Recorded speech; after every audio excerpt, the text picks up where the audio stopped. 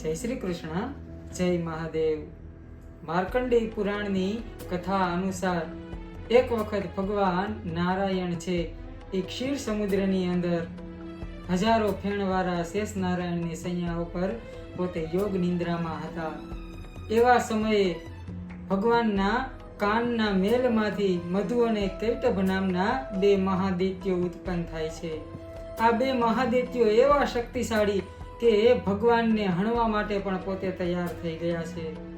એવા સમયે ભગવાન બ્રહ્માજી છે એને મારવા માટે આ મધુ અને કૈટભ તૈયાર થયા છે।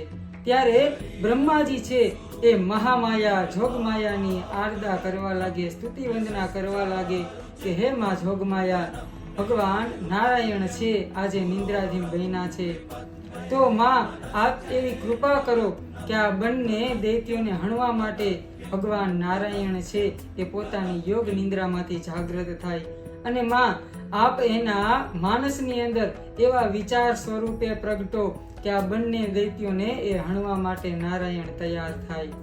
એવા સમયે ભગવાન નારાયણ છે પોતાની યોગ નિંદ્રામાંથી જાગે છે અને આ બંને મહાદૈત્યો છે એની સાથે 5000 વર્ષ સુધી યુદ્ધ કરે છે, પણ આ બંને મહાદૈત્યો એટલા શક્તિશાળી છે કે એને હરાવવા કોઈ સમર્થ નથી। એવા સમયે માં જગદંબા આદ્ય શક્તિ છે, જોગમાયા છે એ પોતે આ બંને દૈત્યોને પોતાની માયામાં ડૂબાડે છે।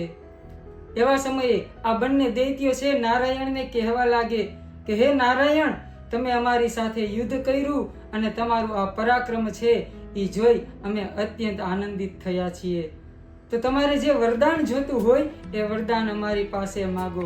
આજે આ દૈત્યો છે એ નારાયણને વરદાન આપવા માટે તૈયાર થયા છે।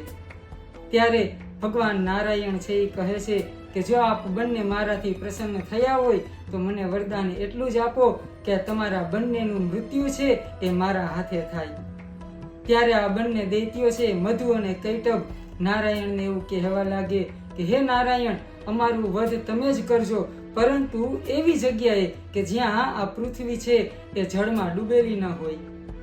એવા સમયે ભગવાન નારાયણ તથાસ્તુ કહીને આ બંને દૈત્યો મધુ અને કૈટભને પોતાની જાંઘ ઉપર રાખી અને પોતાના સુદર્શન ચક્ર વડે આ બંનેના ધડથી મસ્તક જુદા કરે છે।